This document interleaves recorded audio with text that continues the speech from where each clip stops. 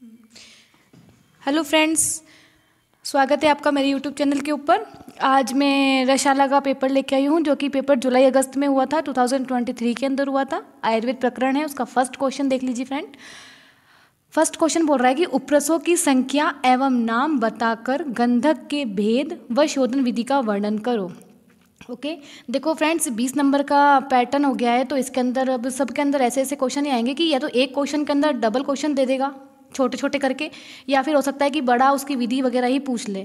इसमें देखो दो क्वेश्चन है कि पहले तो वो बोल रहा है उपरस की संख्या बतानी है, उनके नाम बताने हैं, और फिर वो बोल रहा है कि गंधक के भेद और शोधन विधि का वर्णन करना है। ओके फ्रेंड्स, 20 नंबर का क्वेश्चन ही है। अब अपन देखो इसका आंसर देते हैं। जो अपन से पूछा है अपन उसी का आंसर देंगे, एक्स्ट्रा अपन नहीं लिखेंगे, ठीक है ना, क्योंकि अपन को क्या है 20 में से कम मैक्सिमम अपन को 18 मार्क्स तो कवर करने ही करने हैं। ओके फ्रेंड्स, फर्स्ट है उपरसों की संख्या। तो अपन ने उपरसों की संख्या इक्वल टू मैंने लिख दी थी 8। उसके बाद बोल रहा है एवं नाम बताकर, यानी कि नाम बताने। तो पहला होता है गंधक, दूसरा है गैरिक, तीसरा कांसीस, चौथा कांशी यानी कि फिटकरी, पांचवा हरिताल, छठा मनहशिला, सातवां है अंजन और आठवां है कंकुष्टम। ठीक है, ये 8 नाम लिख देंगे। उसके बाद वो बोल रहा है गंधक के भेद। अब गंधक के भेद अपन बताएंगे, लेकिन उससे पहले मैंने आपको बता दिया है, ऐसा मैंने बनाया है, लेकिन आप लोग पेपर में मत बना देना। मैंने तो केवल इसलिए बनाया ताकि आपको याद रहे कि जो 8 नाम हैं उनको हम क्या कहते हैं, उपरस कहते हैं। इनकी संख्या होती है 8 और इनके नाम होते हैं ये। अगर आप इसकी जगह अगर इनका श्लोक लिख दो तो वो भी अच्छा इंप्रेशन पड़ेगा आपके 1 नंबर के ऊपर। अब वो पूछ रहा है गंधक के बारे में। तो देखो मैंने गंधक के बारे में डिफाइन किया है आप, लेकिन है ना ब्लैक पेन का या इसका ब्लू पेन का यूज़ मत करना, एक ही पेन का यूज़ करना, और वो भी सिर्फ ब्लू का। ठीक है फ्रेंड्स, संस्कृत नेम बता दिया अपन ने गंधक का। गंधक को इंग्लिश में अपन सल्फर बोलते हैं। संस्कृत नाम बता दिया अपन ने इसका। गंधक के आगे 2 बिंदी लगानी है, इजीली याद हो जाएगा। हिंदी नाम है, हिंदी नाम में सिर्फ गंधक है। इंग्लिश नाम के अंदर सल्फर कह देंगे। इसका रासायनिक सूत्र इसको एस से डिनोट करते हैं, सल्फर है तो एस से डिनोट होता है, याद रखना। काठिन्य इसका 1.5 से लेकर 2.5 तक है। द्रवणांक है इसका 119 डिग्री सेंटीग्रेड से लेकर, क्वथनांक है इसका 444 डिग्री सेंटीग्रेड। अगर आप चाहो तो ये याद कर सकते हो, अदरवाइज इन चीज़ों को इतना महत्व मत देना। अगर आपको याद हो जाता है तो बहुत अच्छी बात है, नहीं होता है तो कोई दिक्कत नहीं। बाकी रासायनिक सूत्र आसानी से याद हो सकता है, ठीक है। अब हम पर्याय की बात करते हैं कि इसके पर्यायवाची शब्द कौन कौन से ले सकते हैं। तो एक तो गंधक हो जाता है, एक रस गंधक हो जाता है, एक गंधक पाषाण हो जाता है, एक पामारी हो जाता है, एक कुष्ठारी हो जाता है, और एक हो जाता है गौरी पुष्प लेलितक। ठीक है, इतने कोई बड़े बड़े नाम नहीं है, सब में गंधक गंधक आ रहा है तो आसानी से याद हो ही सकते हैं। अब अपन इसके भेद की बात करते हैं। उसने भेद भी पूछा है तो अपन भेद की बात करते हैं कि भेद जो होते हैं वो 3 प्रकार के होते हैं। एक तो रक्तवर्ण जो कि श्रेष्ठ बताया गया है, पित्तवर्ण का होता है जो कि मध्यम श्रेणी में आता है, और श्वेत वर्ण होता है जो अधम यानी कि बेकार बताया गया है। और एक और भेद होते हैं जिसमें 4 प्रकार बताए गए हैं इसके, कि एक तो रक्तवर्ण होता ही है धातु वाधार्थ, जिससे धातु वातु का यूज़ होता है। एक पित्तवर्ण होता है जिसका रासायन वाधार्थ, जिसको रसायन के अंदर अपन यूज़ में लेते हैं। एक होता है श्वेत वर्ण जिसमें लोह मरणार्थ होता है, और एक चौथा होता है कृष्ण वर्ण जिसमें जरा मृत्यु नाशनार्थ होता है। ओके फ्रेंड्स, आराम से आप देख के लिख लीजिएगा। अगर मेरा बोलने का समझ में नहीं आ रहा हो तो आपको दिख रहा होगा तो आप लिख सकते हैं। अब आती बात शोधन विधि। शोधन विधि के अंदर देखो, ये तो सिर्फ शोधन करना बताया गया है, इसकी विधि अलग से है, ठीक है। तो शोधन के अंदर ये होगा कि एक भगोनी यानी कि पात्र में दूध भरकर औषधि रख कर महीन वस्त्र से बांध ले। फिर उसके बाद लोहे की कढ़ाई में घी के साथ गंधक को पिघला ले। तत्पश्चात इस पिघले हुए गंधक को कपड़े से छानते हुए दूध से भरी हांडी में गिरा दें। तत्पश्चात इस दूध से भरी हुई गंधक सहित पात्र को अग्नि पर चढ़ाकर मंद आंच पर 1 पहर तक स्वेदन करते हैं। तत्पश्चात गंधक को पात्र से निकालकर स्वच्छ जल से धोकर सुखा लेते हैं, और यह शुद्ध गंधक हमको प्राप्त होता है। यहाँ पे सिर्फ हमारे को गंधक मिल रहा है। ओके फ्रेंड्स, अब इसकी शोधन विधि अलग है, और ये प्रक्रिया हम कितनी बार करेंगे, 3 से लेकर 7 बार करेंगे, जब जाके हमारे को शुद्ध गंधक प्राप्त होगा। ओके फ्रेंड्स, अब अपन इसकी विधि की बात करते हैं। तो गंधक को द्रवित कर भृंगराज स्वरस में गिराकर, किसमें, भृंगराज स्वरस में गिराकर उस स्वरस को आधे घंटे तक गर्म कर लेने से गंधक शुद्ध हो जाता है। और ये प्रक्रिया हमारे को 7 बार दोहरानी है। एग्जाम के अंदर आप लोग इस लाइन को रिपीट मत करना कि भाई 7 बार दोहरानी है तो आप इसी विधि को 7 बार लिख दो, ऐसा मत करना फ्रेंड्स, ठीक है। अब अपन इसकी औषधीय मात्रा की बात करते हैं। तो 1 से 8 रति बताई गई है। अब देखो यहाँ पे मैंने साइड में 8 रति का मतलब बताया गया। 8 रति मतलब होता है 1 ग्राम, ठीक है फ्रेंड्स। अनुपान इसका लेंगे अपन दूध और घी के साथ, यानी कि अनुपान वो होता है जिसको हम दवाई के साथ ले सकते हैं। दवाई हम किसके साथ ले सकते हैं, जैसे गुनगुना पानी होता है, दूध होता है, घी होता है, गाय का दूध होता है, ऐसे। तो इसका अनुपान दूध और घी बताया गया है। उपयोग इसका आएगा एक तो त्वक विकार के अंदर, एक कुष्ठ के अंदर आ जाएगा, ठीक है फ्रेंड्स, रक्त विकार के अंदर आ जाएगा जिसमें कब्जी होगी, विबंध में आ जाएगा, नेत्र रोगों में आ जाएगा। अगर किसी का अग्निमांद्य अजीर्ण हुआ है तो उसके अंदर में हम इस औषधि का यूज़ कर सकते हैं। अब प्रमुख योग देख लो इसके कि एक तो कज्जली है ही, एक रस परपटी है ही, और एक रस सिंदूरी है ही। Okay friends, thank you. Second question दोस्तों, इसका निम्न योगों के निर्माण विधि, गुणक्रम एवं मात्रा बताओ। ठीक है फ्रेंड्स। फर्स्ट दे दिया इसमें पंचामृत परपटी है, सेकंड दे सप्तामृत लो है, थर्ड दे दिया सूत शेखर रस है, और फोर्थ है मकर ध्वज। फर्स्ट लेते हैं अपन पंचामृत परपटी। मुख्य घटक है इसके अंदर अपन को, क्योंकि इसने पूछा है कि योगों की तो निर्माण विधि बतानी है, गुणक्रम बताना है और मात्रा बतानी है, तो सबसे पहले अपन क्या लेंगे, मुख्य घटक, क्योंकि घटक होंगे जब तो अपन निर्माण विधि बनाएंगे उसकी, है ना। तो शुद्ध आंवला सार गंधक लेंगे अपन 8 भाग, हिंगोलो तत्व पारद लेंगे 4 भाग, कांत लोह भस्म लेंगे 2 भाग। Okay friends.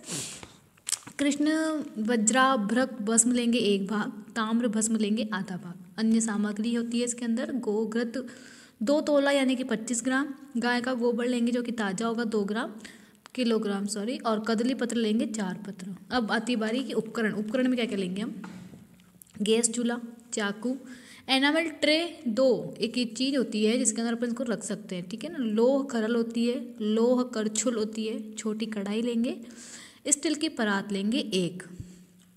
अब इसकी निर्माण विधि देखते हैं अपन, क्योंकि अपन से क्वेश्चन में निर्माण विधि पूछा गया है, तब अपन इसकी निर्माण विधि लेंगे। सबसे पहला था पूर्व क्रम कि सबसे पहले तो आवश्यकता अनुसार गाय का ताज़ा गोबर लेकर हम क्या करेंगे, वित्ता परिणाम के 2 पिंड बनाते हैं, फिर दोनों पर कदली पत्र लपेट देते हैं अर्थात गोबर की पोटली जैसा बना लेते हैं। फिर इसका आता है मुख्य क्रम कि भृंगराज स्वरस द्वारा शोधित, यानी कि 7 बार उसको पहले शोधन करेंगे, उसके बाद शुद्ध आंवलासार गंधक को खरल में शुद्ध पारद के साथ मर्दन करते हैं। फिर अन्य भस्मों को मिश्रित कर 2 या 3 दिन तक अच्छी तरह मर्दन करते हैं। लोह करचुल में 1 तोला गोघृत डालकर गैस चूल्हे पर पिघलाते हैं। तत्पश्चात खरल की हुई सामग्री में से चतुर्थांश आधा भाग डालकर मृदु अग्नि पर गर्म करते हैं। Okay friends.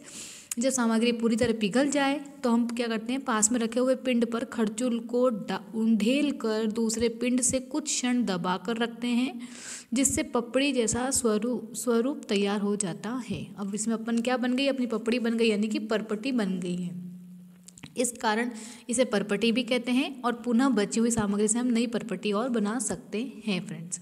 अब इसके गुणक्रम की बात करते हैं, क्योंकि क्वेश्चन में पूछा गया है। तो सभी प्रकार की संग्रहणी, अतिसार, मंद अग्नि पेट के रोगों में लाभप्रद है। ठीक है फ्रेंड्स। जितने भी पेट के दर्द होते हैं उनमें अपन रस परपटी का यूज़ कर सकते हैं, पंचामृत परपटी का यूज़। ठीक है। एक नोट डाल दिया मैंने कि विशेषकर संग्रहणी की औषधि ही है। संग्रहणी यानी कि पेट की जो आंत्र होती है उसकी ही औषधि है ये मेन। ठीक है।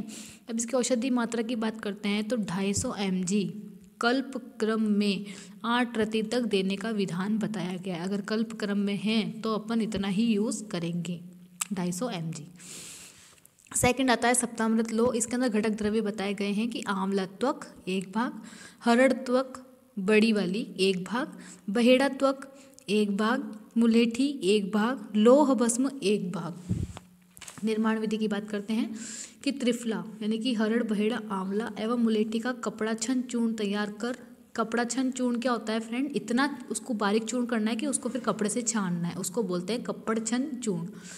लो भस्म के साथ खरल में 4 से 6 घंटे मर्दन करके कांच पात्र में रख लेते हैं। उपरोक्त 5 घटक एवं शहद और गोघृत मिलाकर 7 घटक होने से इसे सप्तामृत लोक कहते हैं। यानी कि त्रिफला, उसके अलावा मुलेठी और ये सब मिला के तो टोटल कितने 7 घटक हो जाते हैं, इसलिए इसको सप्तामृत लोक कहते हैं। गुणक्रम की बात करें तो दृष्टि, दौर्बल्य एवं समस्त नेत्र रोगों में लाभकारी होता है। यह न केवल नेत्र रोगों अपितु ऊर्ध्व जत्रुगत यानी कि ENT समस्त रोगों को नष्ट करने वाला कहा गया है। कुछ समय अगर कुछ समय पश्चात यानी इसका निरंतर अगर अपन सेवन कर लेते हैं कुछ टाइम तक, तो नेत्र दृष्टि जो होती है वो गिद्ध के समान तेज हो जाती है। ऐसा बताया गया है कि अगर अपन इसका निरंतर सेवन कर लेते हैं तो जो अपने गिद्ध बोला जाता है कि गिद्ध की जो नज़र होती है बहुत तेज होती है, तो उसके समान इसकी तुलना की गई है। ठीक है, औषधि मात्रा की बात करते हैं तो 500 mg से लेकर 1 ग्राम प्रतिदिन। नोट है कि केवल एक बार ही लेना है। ये मोस्ट इम्पॉर्टेंट लाइन है, जो भी मैंने नोट करके लिखा है कृपया करके इसको रट लें। थर्ड आता है सूत शेखर रस। इसके अंदर घटक द्रव्य देख लीजिए कि एक तो शुद्ध पारद होगा, रस सिंदूर जो कि बोला गया 6 माश मतलब कि 6 ग्राम। ओके फ्रेंड्स, शुंठी बताई गई है 6 माश, वही 6 ग्राम।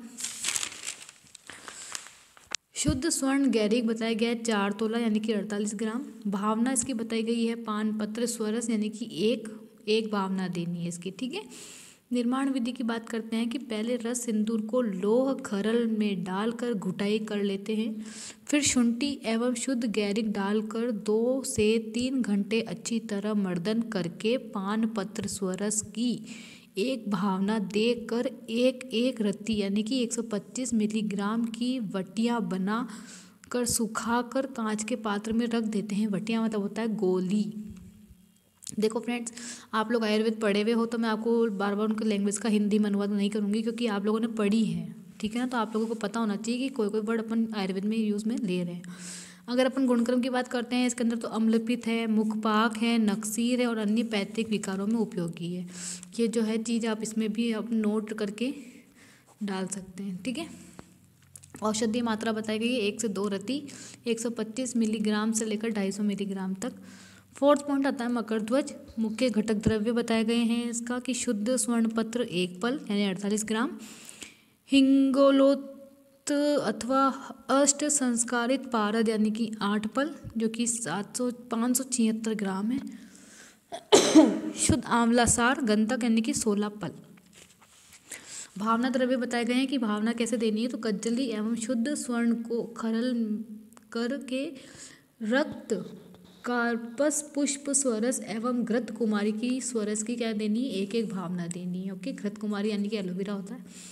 उपकरण देख लो कि कोयला भट्टी लोह खरल बालू का यंत्र 1 मीटर लंबा।